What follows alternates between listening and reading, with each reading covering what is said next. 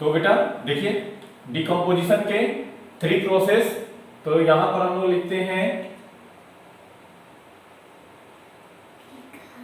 There are 3 process for decomposition. ठीक है, सबसे फर्स्ट में यानी डिकम्पोजिशन के लिए सबसे पहला प्रोसेस है वो fragmentation of detritus.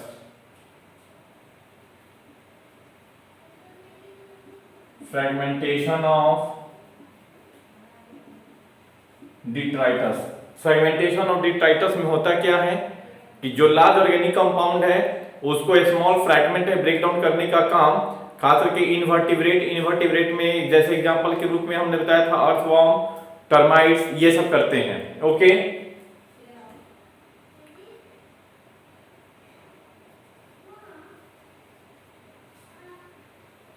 breakdown of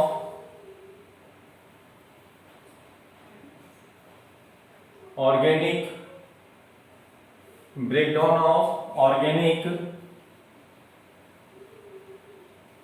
compound by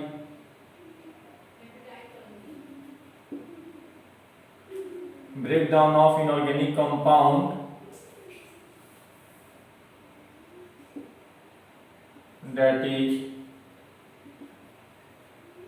detritus into a small fragment by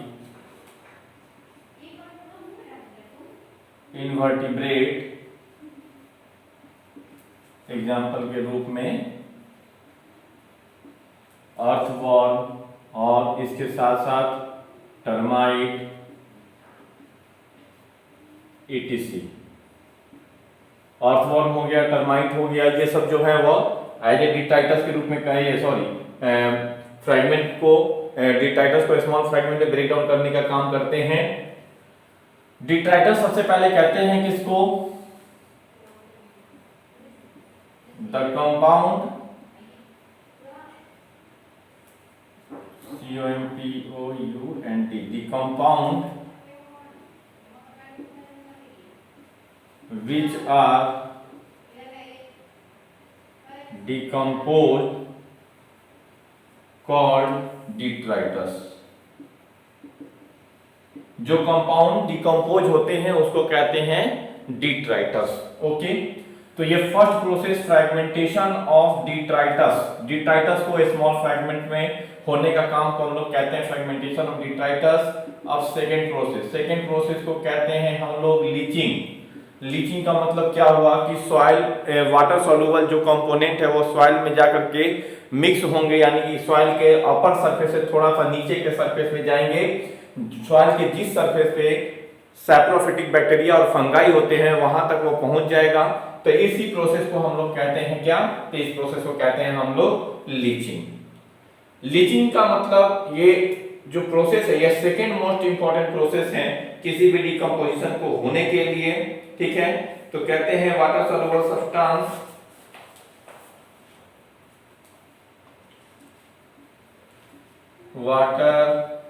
soluble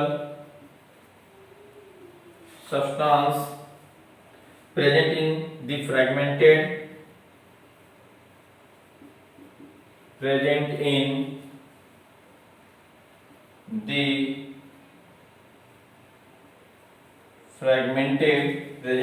fragmented and decomposing detritus and decomposing detritus, example sugar, inorganic nutrients,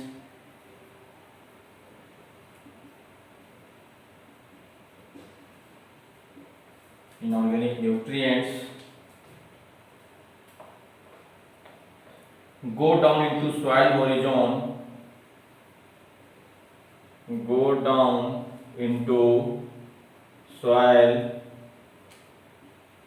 horizon by percolating water by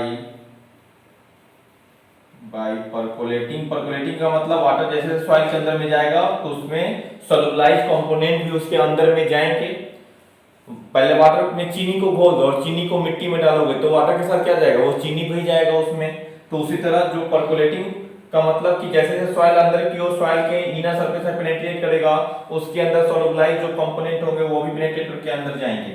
तो परकोलेटिंग water and get precipitate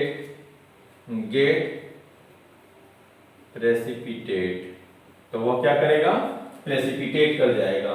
तो जो भी component water में हम लोगों ने water में जो भी कंपोनेंट सॉल्युबलाइज होकर के गया है वो प्रेसिपिटेट होकर के सॉइल के उस इनर सरफेस में पहुंच गया। ओके, अब देखो तो लीचिंग हो गया।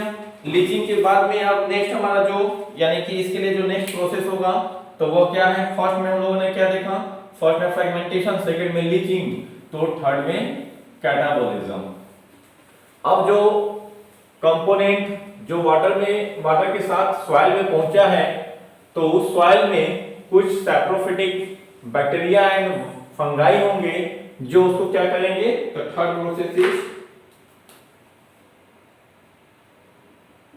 प्रोसेस तो वो है कैटाबोलिज्म। ओके, सबसे पहले कैटाबोलिज्म आप जानते हैं किसी भी ऑर्गेनिक कंपाउंड का बनना उसको कहते हैं कैटाबोलिज्म। तो एक सेल के अंदर या किसी बॉडी के कोई भी लिविंग बॉडी के अंदर किसी भी ऑर्गेनिक कंपाउंड का बनना दैट इज द कैटाबोलिज्म। तो अब देखो यहां पर कैटाबोलिज्म के लिए यहां पर करते हैं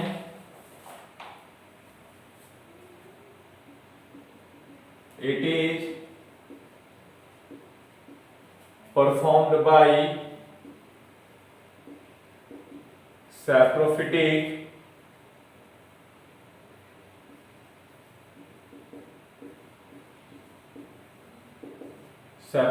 bacteria।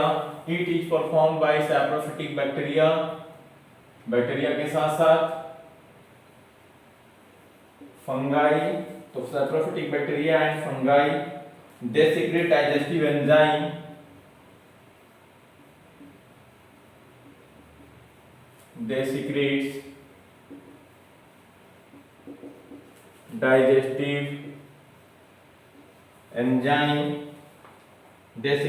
digestive enzyme over the fragmented detritus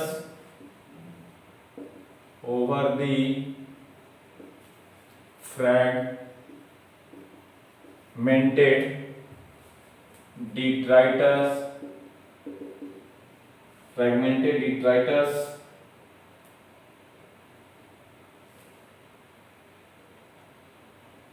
the enzyme change complex organic compound into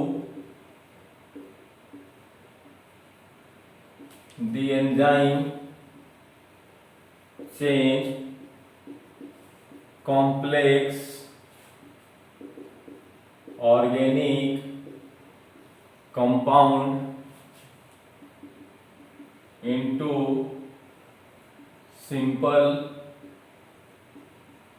simple compound या सिंपल ऑर्गेनिक कंपाउंड कुछ भी लिख सकते हैं। Okay, inorganic substance are release in this process. Inorganic substance are release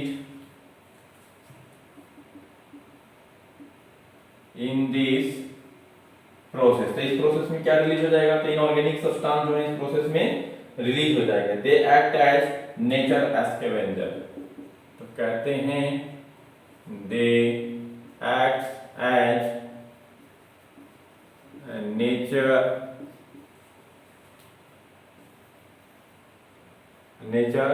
scavengers, nature के scavengers हैं। The rate of catabolic action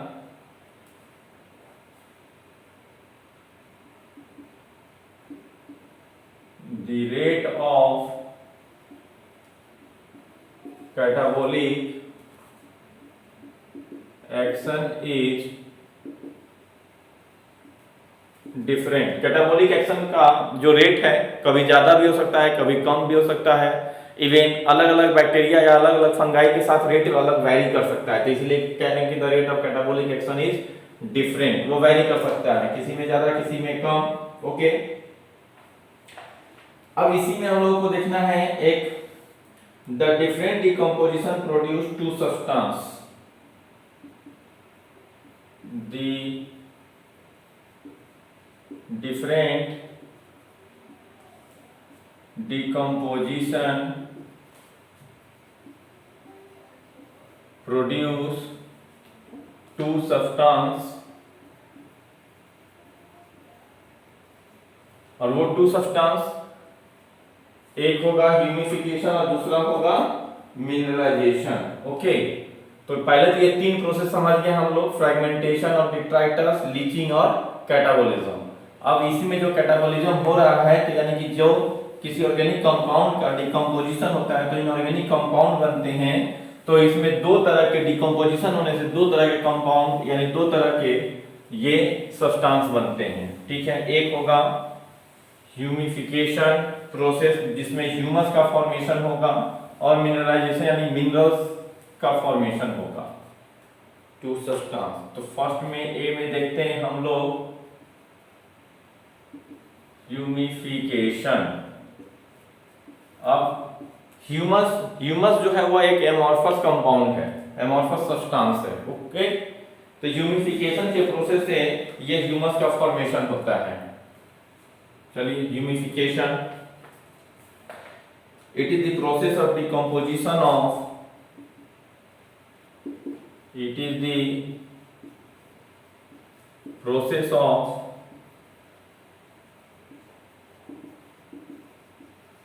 decomposition of, it is the process of decomposition of, it is the process of decomposition, process of decomposition of detritus, composition of detritus to form humus, to form humus. Humus is a dark color, humus is a dark color, humus is a dark color amorphous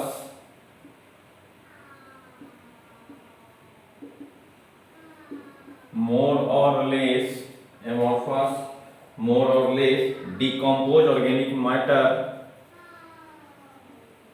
decomposed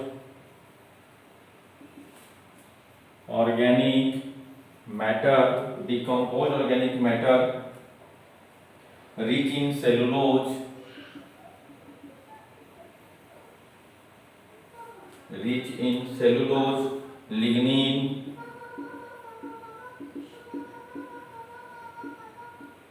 tannin, lignin, tannins, resin, etc. and is highly resistant to, and is highly resistant to, and is highly resistant to microbial action, microbial action. It undergo decomposition,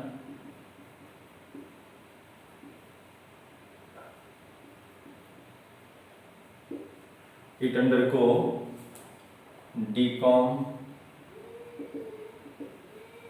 decomposition at an extremely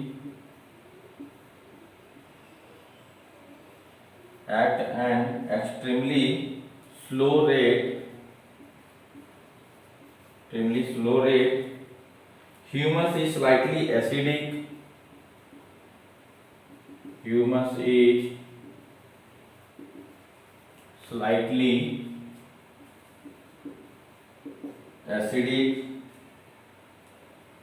Humus is slightly acidic, colloidal, and function as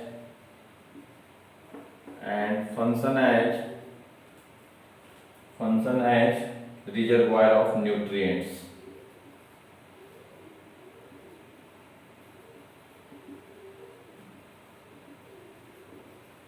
reservoir of nutrients. देखिए इतने सारे चीज जो है वो humification में जो humus बनता है, ह्यूमस एक एमॉर्फस कोलॉइडल कंपाउंड है।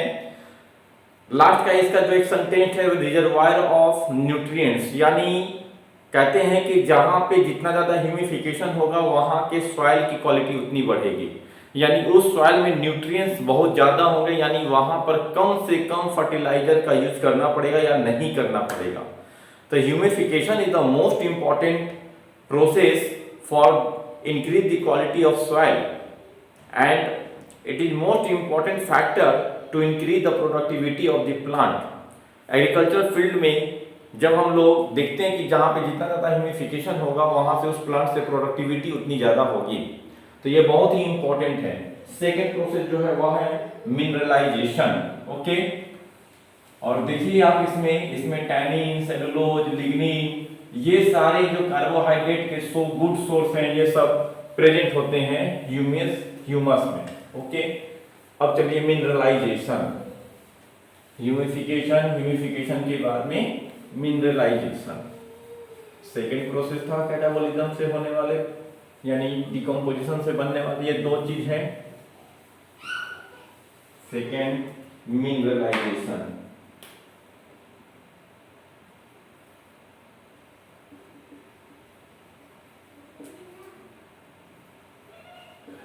मिनरलाइजेशन यानी मिनरल्स के फॉर्मेशन होना। ओके,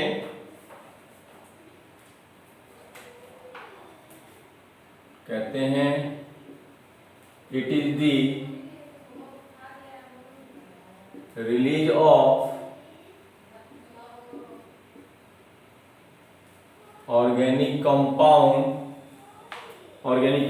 जैसे CO2 एंड H2O, मेन रूप से लास्ट फाइनली इंड प्रोडक्ट के रूप में कहीं के यही निकलते हैं, तो CO2 H2O या फिर कुछ मिनरल्स हो सकते हैं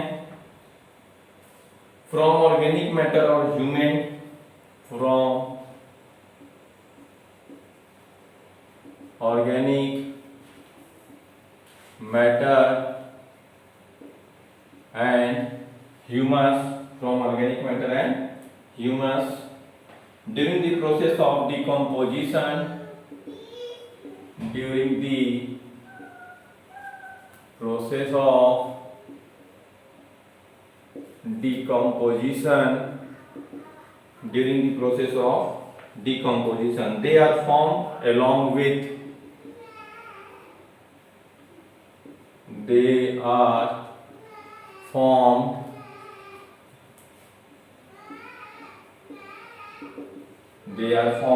along with simple and soluble organic substance, simple and soluble organic substance, simple and organic substance when digestive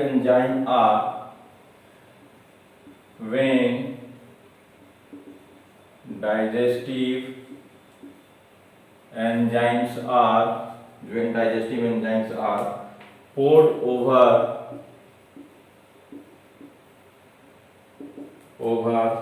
organic matter by saprophytic microbes, by saprophytic microbes. तो सैप्रोफिटिक माइक्रोब्स तो इस तरह से जो काम करेगा, फाइनली किसी भी ह्यूमस का भी अगर और ज्यादा ब्रेकडाउन होगा तो मिनरल्स भी फाइनल बनेंगे, न्यूक्लिक एसिड अगर टूटेगा फाइनली तो क्या देगा? न्यूक्लिक एसिड में क्या होते हैं? नाइट्रोजन होता है, कार्बन, हाइड्रोजन, ऑक्सीजन। तो नाइट्रोजन जो हुआ वो फाइनली में क्या होगा? नाइट्रोजन के सोर्स के रूप में सॉइल में मिक्स होगा, तो N2 फिक्सेशन तभी तो होंगे ना भाई। तो इस तरह से ये जो भी नाइट्रोजन के सोर्स या कार्बन, ऑक्सीजन, ये सब जो फिक्स होते हैं, या जो भी दूसरे मिनरल्स का फास्फोरस, ये फास्फोरस जाकर के सॉइल में ब्रेक डाउन होकर के जाएगा, तो फास्फोरस भी होता है न्यूक्लिक एसिड में, तो फॉस्फेट से फास्फोरस जाके फिक्स होगा सॉइल में। तब कैसे? तो बाई इस तरह से मिनरलाइजेशन के प्रोसेस से। तो ये पूरा का पूरा प्रोसेस चला हमारा डिकम्पोजिशन। एक डायग्राम आपको देते हैं जो आपके एनसीईआरटी में भी होगी, सेम वही चीज। साइकिल कैसे दिखाते हैं, जैसे आपको सुबह कह रहा हूं, जैसे अभी आपको हमने बता रहा था कि फोटोसिंथेसिस और ये जो प्रोसेस है, देखो एक तरह के साइकिल को पूरा करते हैं। फोटोसिंथेसिस में CO2 H2O लेकर के कार्बोहाइड्रेट, और यहां पर फिर से कार्बोहाइड्रेट या कोई दूसरा ऑर्गेनिक कंपाउंड ब्रेक डाउन होकर के CO2 और H2O में फाइनल कन्वर्ट हो जाता है। तो इस तरह से एक साइकिल का फॉर्मेशन हुआ। चलिए देखते हैं वो एक साइकिल को हम लोग यहां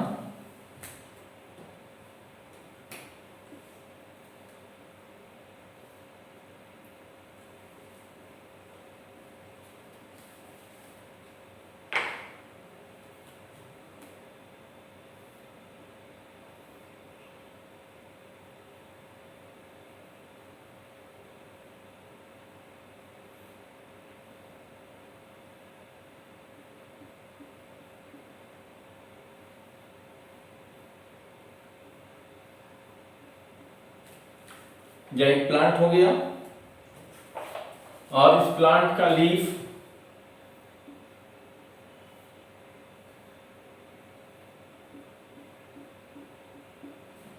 ये leaf part,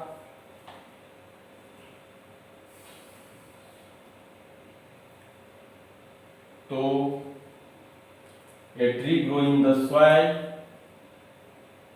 a tree grow in the soil, a green leaf fall to ground,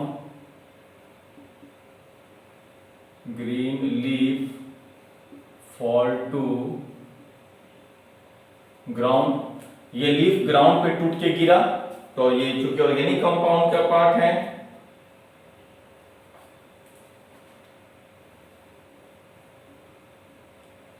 कहते हैं some are eaten by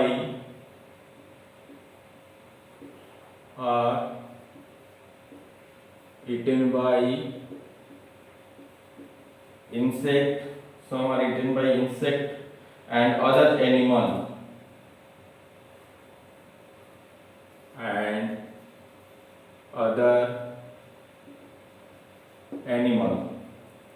nutrients and energy enter into food web,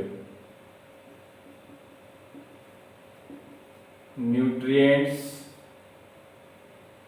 and energy enter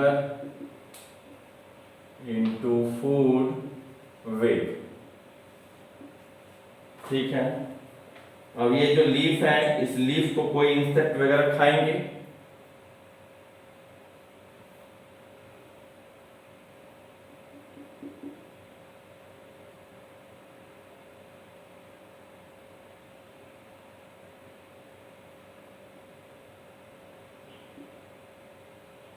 ये कोई इंसेक्ट हो गया जो इसको खा रहा है।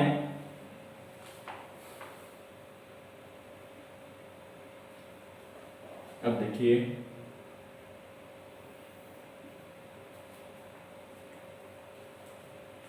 some nutrients leach into soil by chemical action, some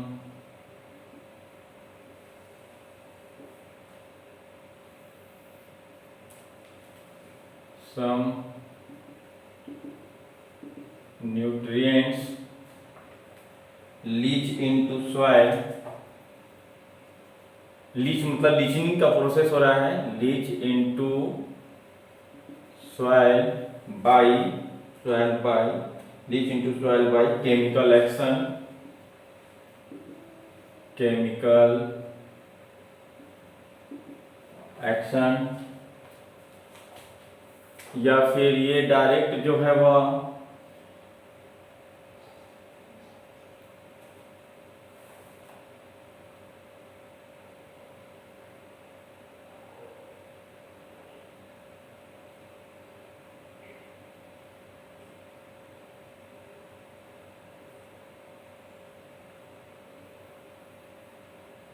यह एक फंगस हो गया, ये हो सकता है,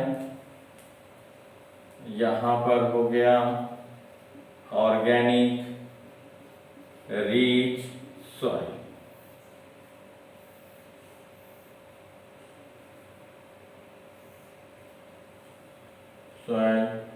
और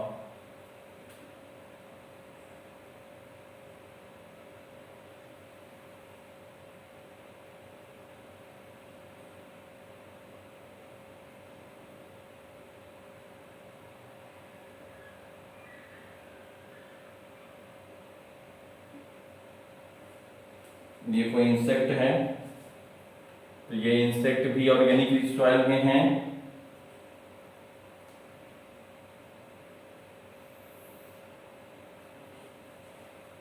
तो कहता है further decompose by earthworm bacteria, further compose bye earthworm bacteria,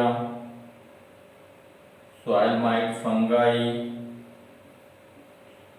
soil mite further decompose by, ये by है, by earthworm, ये earthworm लिखा हूं मैं, फिर से लिख देता हूं थोड़ा,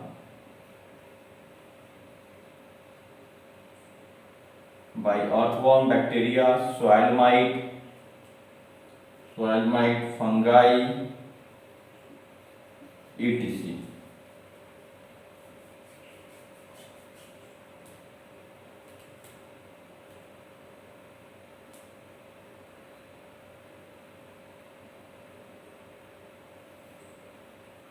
कहता है leaves partially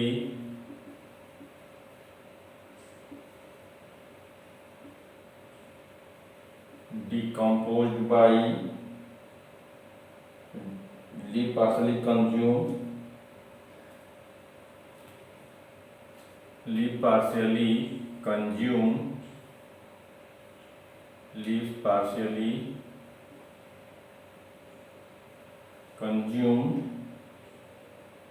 consumed by decomposure by decomposers such as fungi and bacteria। Space कम पड़ रहा है तो ये थोड़ा सा मैं इधर, आप पहले डायग्राम बना के थोड़ा स्पेस रखना कि लिख सकूं। मेरा बोर्ड का डायग्राम ज़्यादा बड़ा करता हूं तो स्पेस कम हो जा रहा है। चलो इसको थोड़ा मैं इधर शिफ्ट कर देता हूं।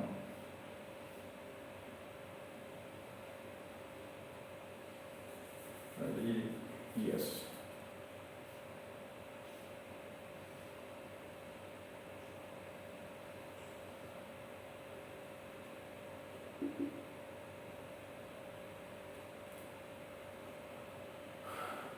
consumed by decomposer such as fungi and bacteria, such as fungi and bacteria, okay, such as fungi and bacteria, they begin to lose form and becomes leafy। चलिए इतना ठीक है। तो इस तरह से साइकिल देखो, या तो ये लीफ को पार्शियली कंज्यूम करके, या फिर इस तरह से प्रोसेस चला, लीफ को इंसेक्ट वगैरह खाया, फिर ये इंसेक्ट खाया तो वो पार्शियली सॉइल में आके मिक्स हो गया, या तो फिर ये हमारा अर्थवर्म है जो इंसेक्ट है जो खा करके इसको मिक्स कर देगा। तो लीचिंग का प्रोसेस होगा, यानी पहले अर्थवर्म खाएगा, फिर लीचिंग होगा, लीचिंग होने के बाद तब कैटाबोलिज्म होगा, या फिर डायरेक्ट कैटाबोलिज्म भी हो सकता है। कैटाबोलिज्म करने का मतलब कि जो सैप्रोफिटिक बैक्टीरिया और फंगाई है, डायरेक्ट उसको, आप सोचते होंगे कि सर हर जगह सब्जी का छिलका ही मैंने फेंक दिया तो वहां पर अर्थवर्म तो नहीं दिखता, तो फिर वो कैसे, तो वहां पे डायरेक्ट डिकम्पोजिशन स्टार्ट हुआ है बैक्टीरिया और फंगाई के थ्रू। ओके, तो इस तरह से हमारा चलता है process.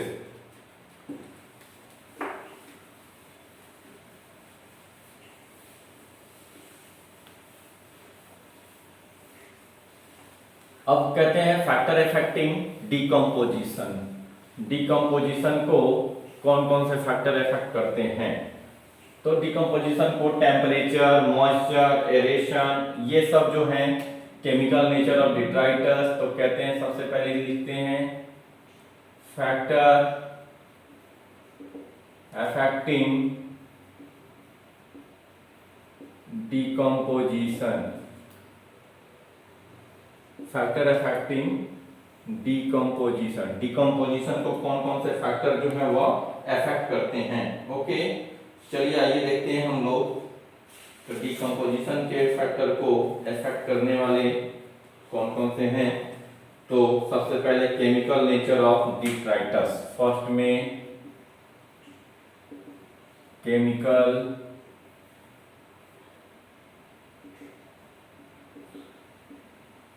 nature of detritus. Decomposition of detritus is slow. It contain, तो जब लिग्निन, टेनिन ये सब होंगे and cellulose,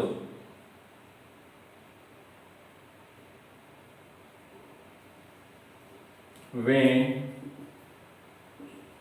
lignin, tannin, chitin and cellulose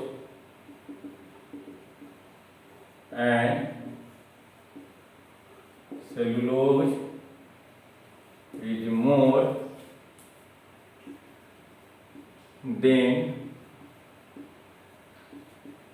decomposition will slow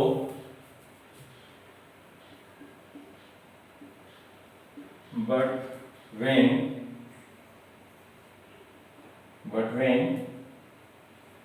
nitrogen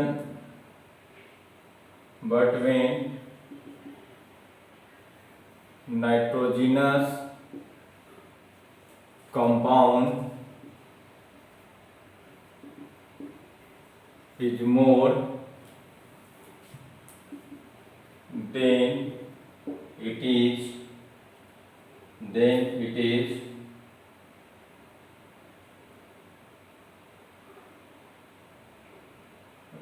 fast, तब ये क्या हो जाएगा? फास्ट हो जाएगा। सेकंड में देखिए टेम्परेचर, ठीक है, at 25 degrees Celsius it is very active and soil having good moisture and aeration in humid.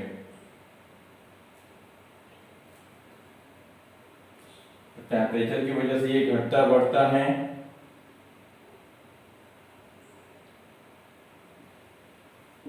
Under low temperature less than 10 degrees Celsius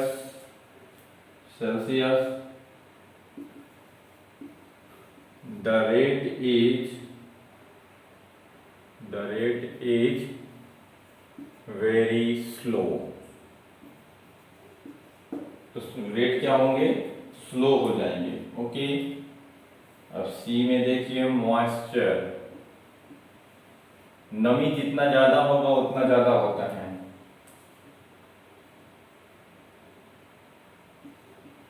and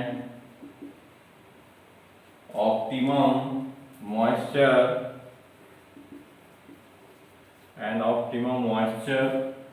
help in quicker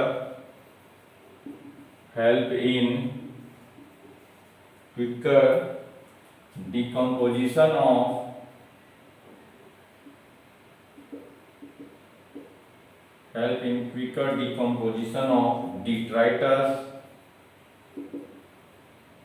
detritus। Okay, उसके बाद आइए D में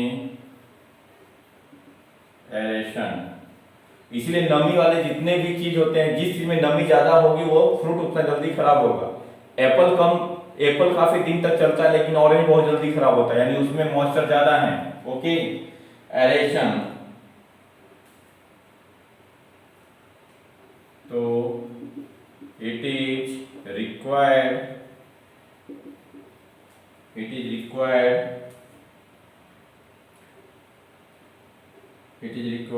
for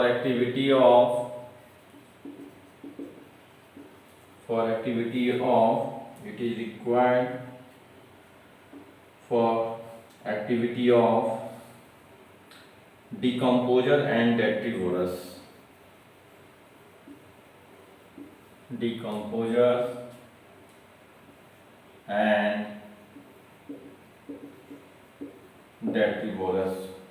okay, अब इस तरह से अब एक टॉपिक है छोटा सा, न्यूट्रिएंट्स इमोबिलाइजेशन।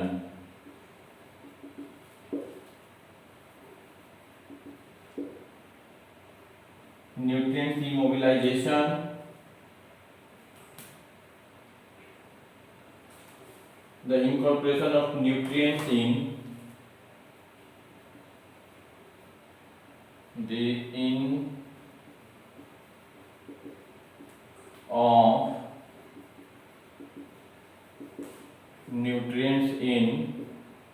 microbes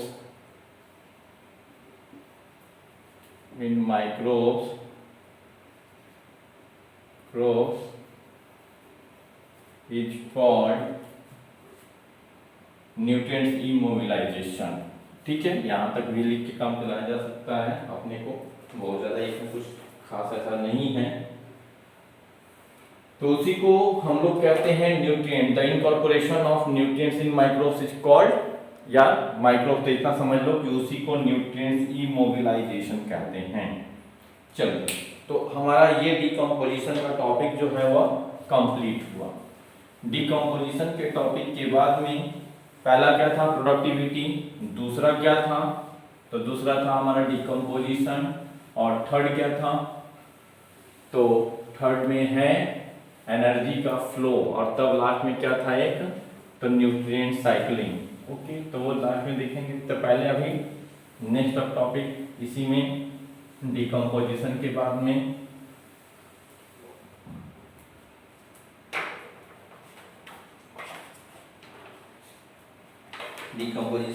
में है एनर्जी फ्लो। चलिए, अब हेडिंग दे देंगे आप, एनर्जी का फ्लो। एनर्जी का फ्लो कैसे होता है?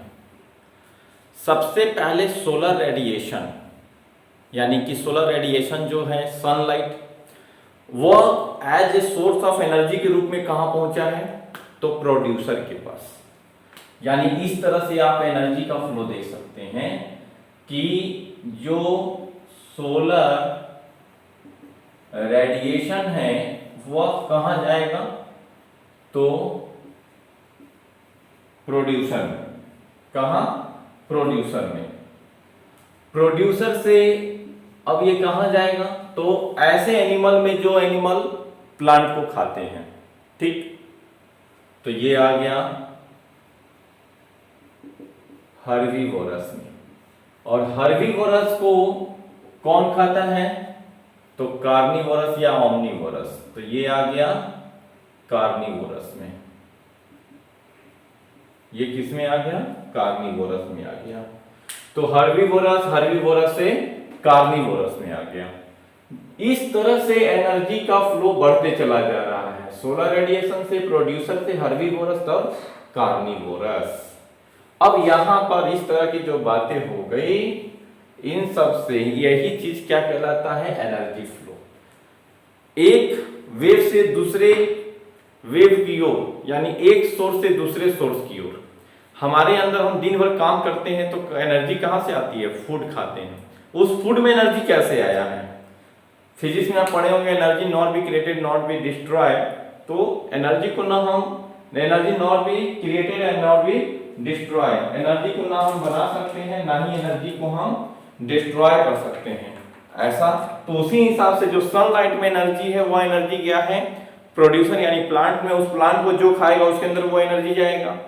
और उसको फिर जैसे मान लीजिए किसी मुर्गी को आप दाना देते हैं, मुर्गी कुछ भी खाई, उसके अंदर वो जो खाई उसमें एनर्जी था, उसके अंदर एनर्जी कहां से आता, तो वो प्लांट को खाया था।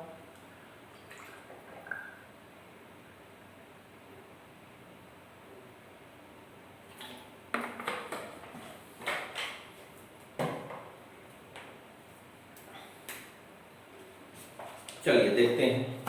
तो इसमें सबसे पहले energy flow is sequential process of, energy flow is क्या है, तो एनर्जी फ्लो एक सीक्वेंशियल प्रोसेस है। तो कहते हैं it is sequential process of, it is sequential process of movement of energy, movement of energy, movement of energy in an ecosystem, in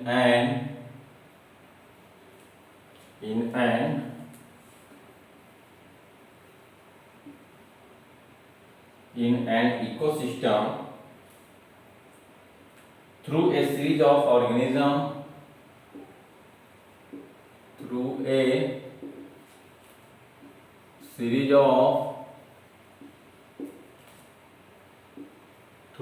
of organisms. Sun is only source of energy for, sun is only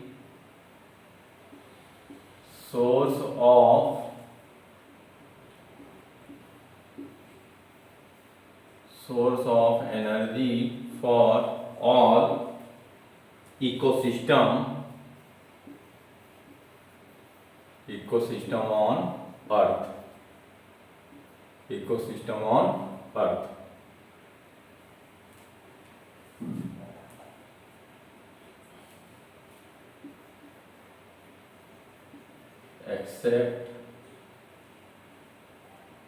Except deep sea, except deep sea hydrothermal ecosystem, deep sea hydrothermal ecosystem, सिर्फ यह एक exception है। अब incident solar radiation, solar radiation यानी ये जो पार आप लोग को बताए हैं हम, ठीक है, फोटोसिंथेटिक एक्टिव रेडिएशन, ये सब सारी बातें जो है यहाँ पर चलेगी।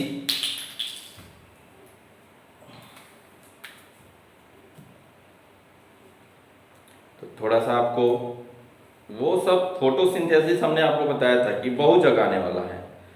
उसका रोल ऐसा है कि हर जगह प्लांट से रिलेटेड कहीं कुछ बात होगी तो डायरेक्ट या इनडायरेक्ट वे में वो टॉपिक आएगा ही आएगा। बायोमोलिक्यूल हर जगह आता है, लिग्निन, सेलुलोज, ये सब जो टॉपिक बात कर रहे हैं सब क्या है, बायोमोलिक्यूल से रिलेटेड हैं। तो ये सब टॉपिक आपको आएगा ही आएगा। तो जब भी ये बातें चले तो आप याद करो कि बायोमोलिक्यूल में यानी कि सेलुलोज में कैसा चेन था, अल्फा बीटा क्या था, अल्फा हेलिक्स बीटा हेलिक्स क्या था, उसमें दो तरह के चेन थे या सिंगल तरह के चेन थे, बॉन्ड कहाँ कहाँ बन रहा था, अल्फा 1,4 अल्फा 1,6 कहाँ कैसे बनता है, ग्लूकोज का स्ट्रक्चर, तुरंत वहीं पर रिकॉल कर लो उस टॉपिक को, दिमाग में बैठे बैठे हर वक्त मोटे मोटे बुक और मोटे मोटे नोटबुक लेकर के पढ़ने की जरूरत नहीं होती है, रिकॉलिंग की जरूरत होती है, कितना आप रिकॉल कर पाते हैं चीजों को। तो चलिए देखते हैं इसको। तो दो तरह से फोटोसिंथेटिकली एक्टिव रेडिएशन यानी PAR less than 50%,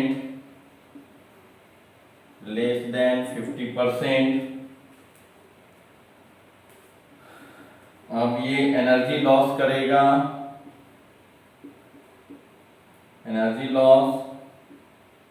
45 to 49%.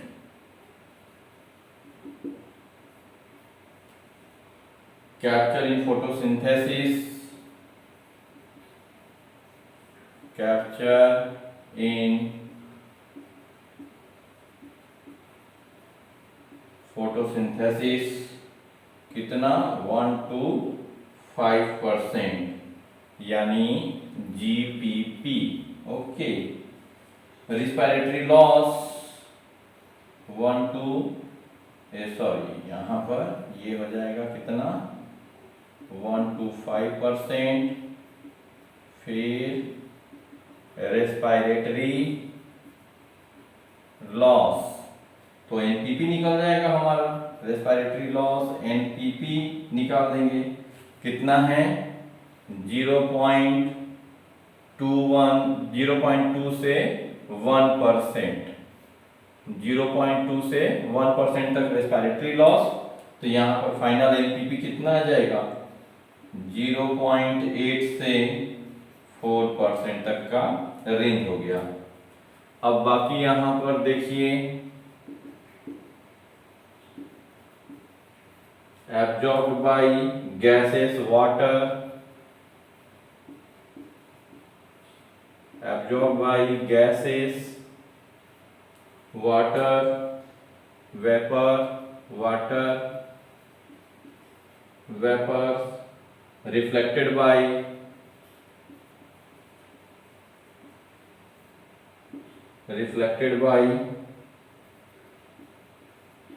cloud,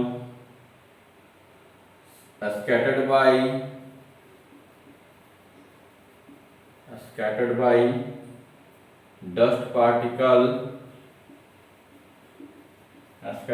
dust particles more than 50%. अब आइए तो सोर्स ऑफ एनर्जी हम लोग देखते हैं. पहले यहां तक की बातें हो गई.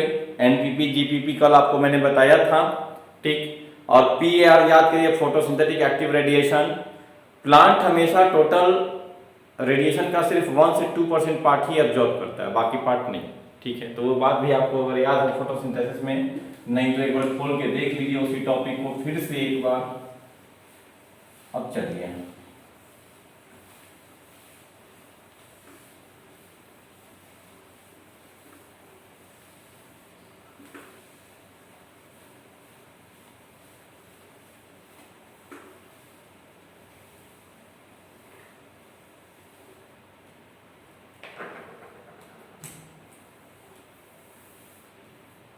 अब आइए source of energy.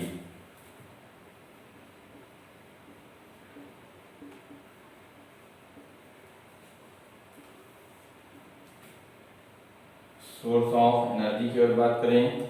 Of the incident solar radiation less than 50%,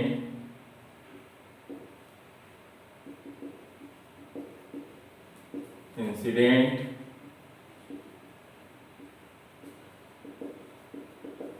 solar radiation less than 50%,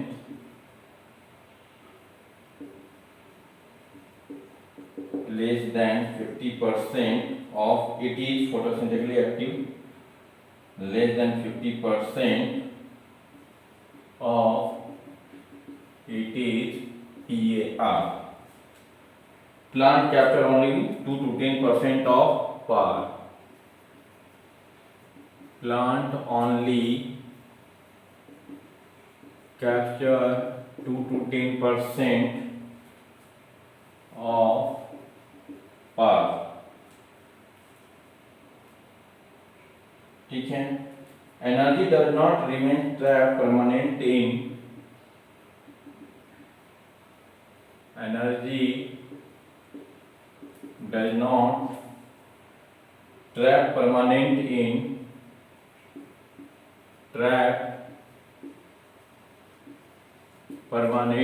in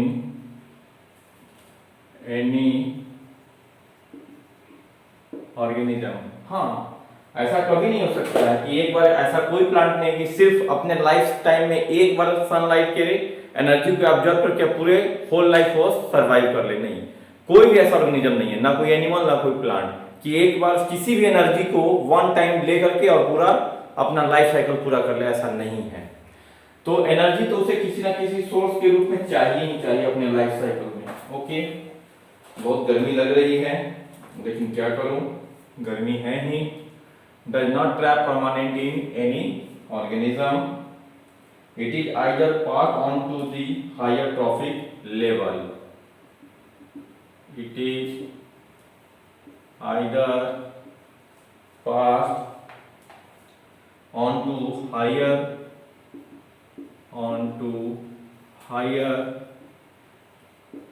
trophic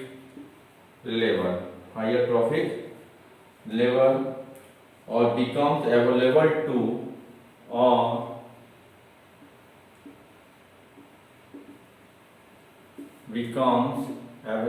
to detrivorous or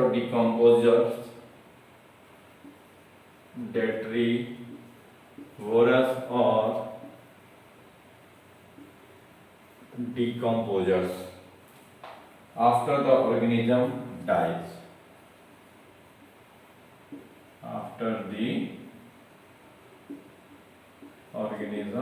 यानी जब आदमी मर जाता है तो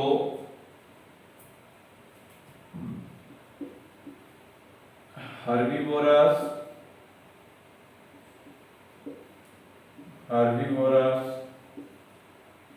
feed on producer.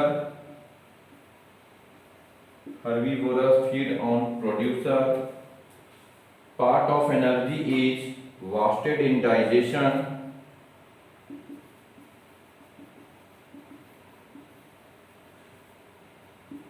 Part of energy is wasted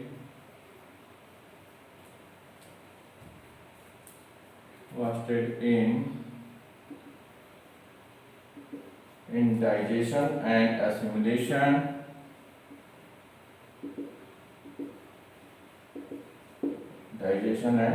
assimilation. Okay.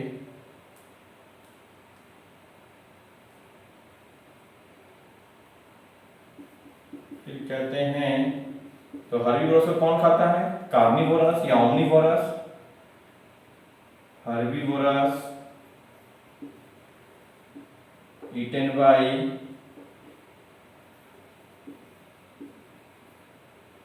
herbivores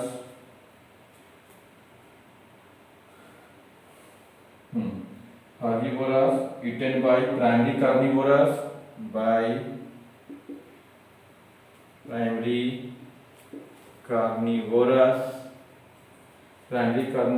later by secondary carnivorous,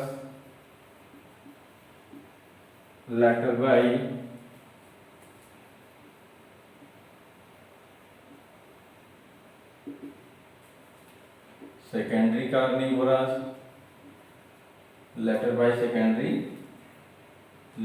secondary carnivorous, and so on. So energy flow in an ecosystem. Energy flow in an ecosystem is always unidirectional, always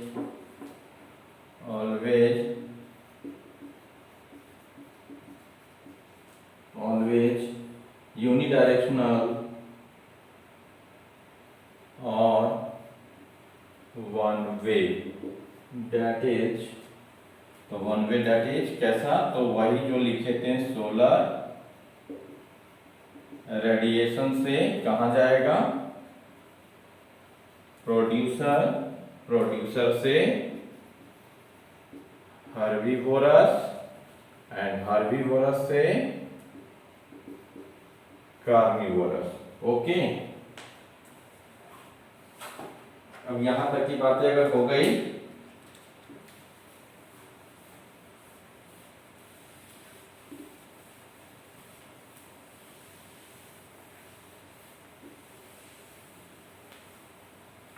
फिर आइए energy के लिए कहता है energy flow follow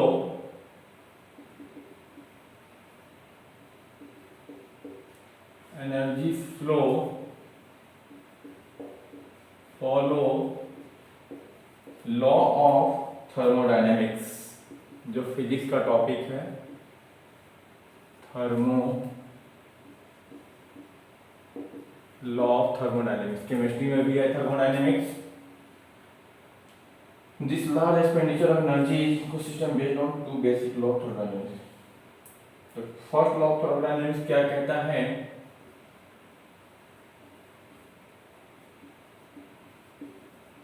first law of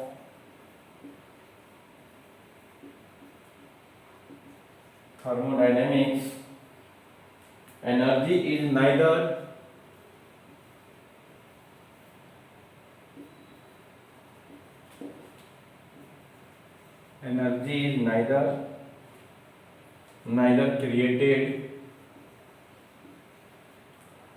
created nor destroyed,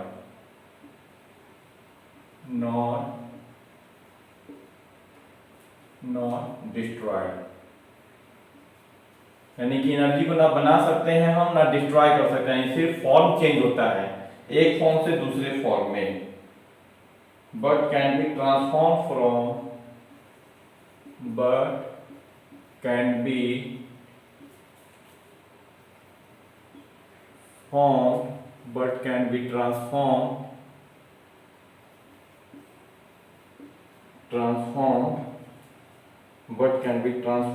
from one state to another, from one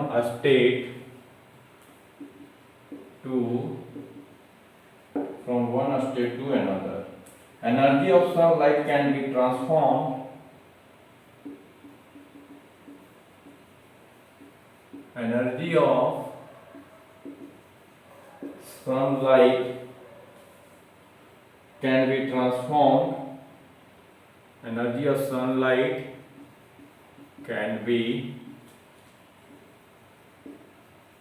transformed into energy of food and heat,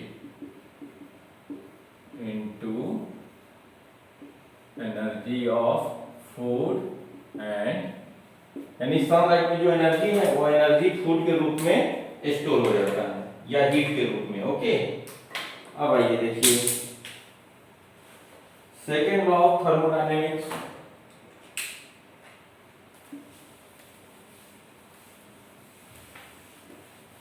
तो plant जो carbohydrate के रूप में जो फूड बनाया है तो उसके लिए सनलाइट की जरूरत पड़ती है। तो सनलाइट में जो एनर्जी है वही एनर्जी कार्बोहाइड्रेट यानी फूड के रूप में प्लांट में जाता है, उसको हम खाते हैं तो वो एनर्जी हमारे अंदर या कोई एनिमल के अंदर, और वो एनिमल को कोई कार्निवोरस खाता है तो वही एनर्जी उसके अंदर।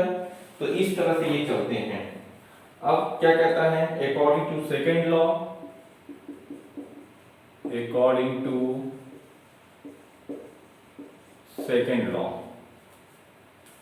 no transfer of energy occurs, no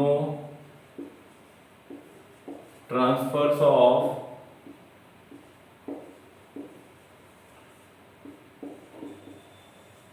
energy occurs unless and until it is unless or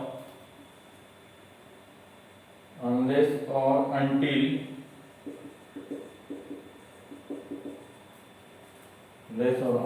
it is accompanied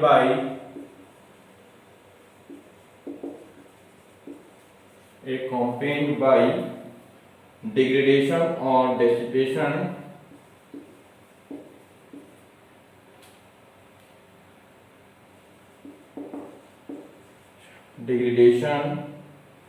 or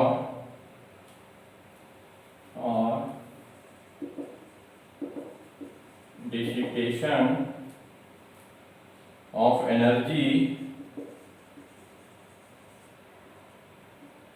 of energy from concentrated to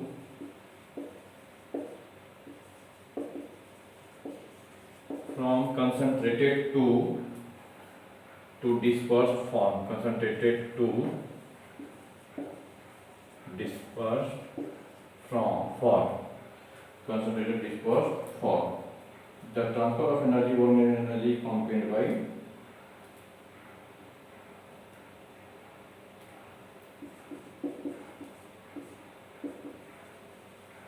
the transfer of energy from one organism to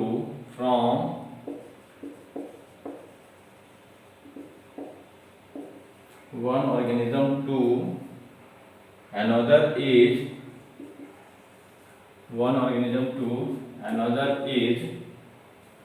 accompanied by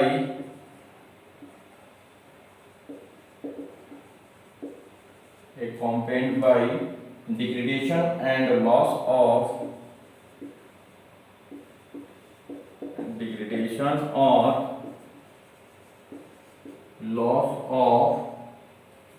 major part of food energy,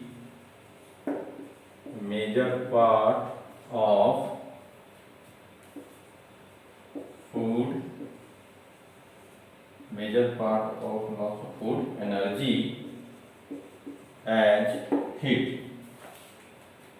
तो इस तरह से यानी एक organism में जो sunlight आया है वो फूड के रूप में, और जिस प्लांट के अंदर गया यानी उस प्लांट को जब कोई खाएगा तो उस एनिमल को कोई दूसरा एनिमल खाएगा तो उसमें जाएगा। फिर फाइनली अगर वो डाई करता है तो उसको कोई डेट्रीवोरस खाते हैं तो उसको एनर्जी मिलती है। इस तरह से साइकिल चलते रहता है। तो इसी को कहते हैं एनर्जी का फ्लो, यानी एक ऑर्गेनिज्म से दूसरे ऑर्गेनिज्म में जो एनर्जी सनलाइट से आया है फाइनली फ्लो होता है। तो ये पार्ट भी हमारा कंप्लीट हुआ एनर्जी फ्लो। इसके बाद में हम लोग थोड़ा देखेंगे फूड चेन। तो फूड चेन को हम लोग नेक्स्ट क्लास में स्टार्ट करेंगे, और इसी तरह से हमारा एज सुन एज पॉसिबल जितना जल्दी ये चैप्टर खत्म हो, कंप्लीट हो हमारा, तो आपका बहुत जल्दी इकोलॉजी कंप्लीट होगा। ठीक है, और ये उतना जल्दी आप इसमें एमसीक्यू के ज़्यादा से ज़्यादा फिर से प्रैक्टिस कीजिए, क्योंकि ये पूरा यूनिट का वेटेज बहुत अच्छा है, आपको बार बार हम समझा रहे हैं, और कंप्लीट थ्योरेटिकल बेस्ड है, पूरा का पूरा थ्योरेटिकल बेस्ड और पूरा का पूरा वेटेज वाला टॉपिक है। तो धीरे धीरे वेटेज बढ़ते चला गया। चलिए, तो नेक्स्ट क्लास में हम लोग फूड चेन को स्टार्ट करेंगे। Okay, thank you.